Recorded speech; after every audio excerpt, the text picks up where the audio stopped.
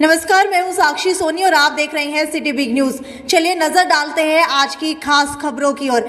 सबसे पहले खबर आपको बता देते हैं कि किसान आंदोलन को आज 1 साल पूरा हो चुका है, तो वहीं कृषि कानूनों की वापसी के जश्न मनाने के लिए आज सभी किसान कुंडली और टिकरी बॉर्डर पर इकट्ठा होना शुरू हो चुके हैं। और आपको ये भी बता देते हैं कि कुंडली और टिकरी बॉर्डर के ऊपर अब तक 50,000 करोड़ तक का नुकसान हो चुका है। हालांकि कुंडली के ऊपर 20,000 करोड़, तो वहीं टिकरी के ऊपर 30,000 करोड़ तक का नुकसान हो चुका है। जो भी 10 किलोमीटर के दायरे के अंदर ऑटोमोबाइल, पेट्रोल पंप जैसी कारोबार पड़ते हैं, इसके अलावा शोरूम है, मॉल है, पेट्रोल पंप है, ये सारे के सारे कारोबार जो है 1 साल से ठप हो गए हैं, क्योंकि किसान आंदोलन चल रहा था और आने जाने के लिए रास्ता नहीं था। जो भी माल इंपोर्ट या एक्सपोर्ट किया जा रहा था उस रास्ते से वो कहीं ना कहीं प्रभावित हो रहा था, जिसकी वजह से अब कर्मचारियों और श्रमिकों की नौकरियां जो है खतरे में आ चुकी हैं। कारोबार अब बंद होने की कगार पर आ गए, क्योंकि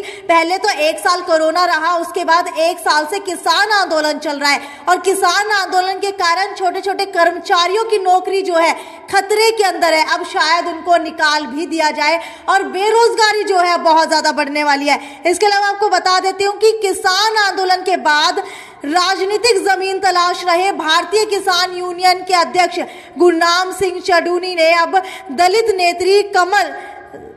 नेत्री कामता आलडिया के साथ मिलकर पंजाब में किसान दलित कार्ड खेलना चाह रहे हैं। और ये बात आपको जानकर के हैरानी होगी कि गुरनाम सिंह चडूनी ने जो है साफ तौर के ऊपर राजनीतिक मंशा जाहिर की है कि वो राजनीति में आना चाहते हैं। और आपको ये भी बता देती कि उन्होंने 2014 में पत्नी बलविंदर कौर को आम आदमी पार्टी के टिकट पर कुरुक्षेत्र सीट से चुनाव लड़वाया था।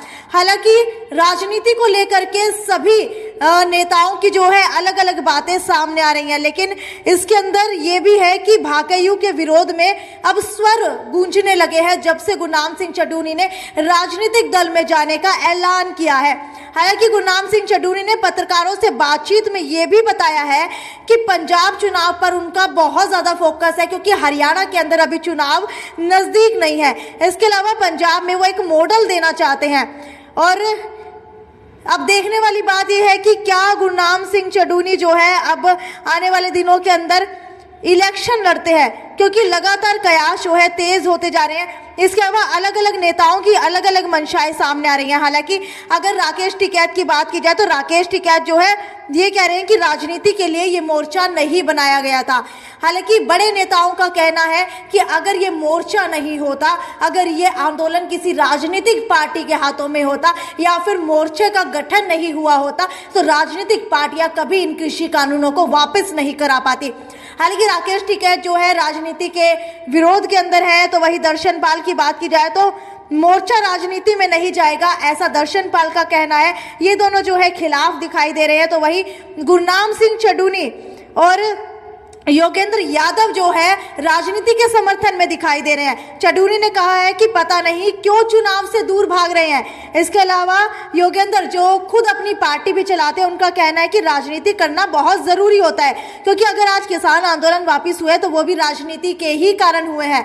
अगली खबर की ओर बढ़ते हुए आपको बता देती हूँ कि 3 कृषि कानूनों को कैबिनेट के बाद अब संसद के अंदर उतारा जाने वाला। और प्रधानमंत्री नरेंद्र मोदी ने पहले ही घोषणा कर दी थी कि अभी नवंबर के लास्ट के अंदर जो शीतकालीन सत्र शुरू होगा उसके अंदर ये विधेयक लाया जाएगा। हालांकि कैबिनेट की मंजूरी पहले ही मिल गई है, लेकिन अब कैबिनेट की तरफ से फैसला लिया गया है कि 17 से 31 दिसंबर तक विधानसभा का शीतकालीन सत्र शुरू होगा।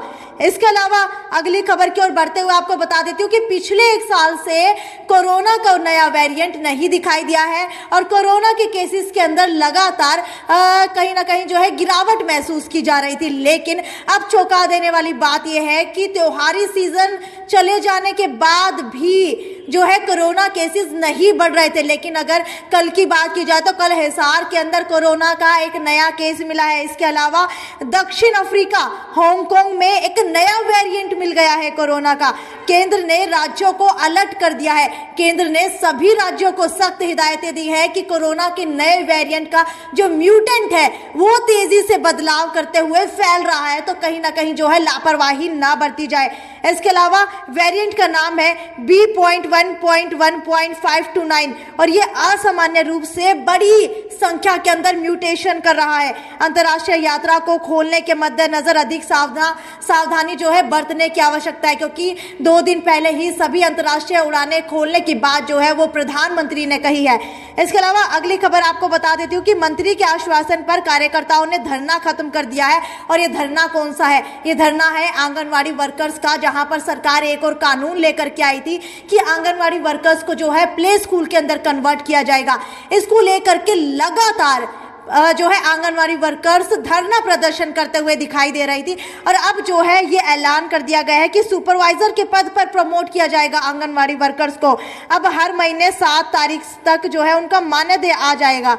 इसके अलावा अगली खबर की ओर बढ़ते हुए आपको बता देती हूँ कि जिले के अंदर डेंगू का क्या हालचाल है। डेंगू मच्छर काफी समय से पनप रहा है। लार्वा जो है 14 सेक्टर के अंदर मिला था, वहीं से डेंगू के केसेस बढ़ने शुरू हुए थे। हालांकि एक्सपर्ट्स के द्वारा बता दिया गया था कि मौसम में परिवर्तन होते ही जो है डेंगू के केसेस कम होने शुरू हो जाएंगे, और ऐसा ही कुछ हो रहा है। जिले में डेंगू के सिर्फ 2 नए केस मिले हैं कल, और अभी जो है सिर्फ 30 एक्टिव केसेस हैं। इसके अलावा एक सबसे बड़ी खबर हिसार के लिए ये है कि जिले में बार एसोसिएशन के चुनाव होने जा रहे हैं, और ये चुनाव जो है 17 दिसंबर से होंगे।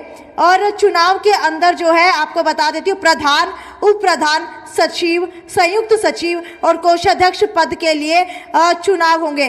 2231 सदस्य अपने मताधिकार का प्रयोग करेंगे। खैर, ये तो यहीं तक की खबर थी। आगे भी आपको इसी तरीके से खास खबरें दिखाती रहूंगी। तब तक जुड़े रहिए सिटी बिग न्यूज के साथ। नमस्कार।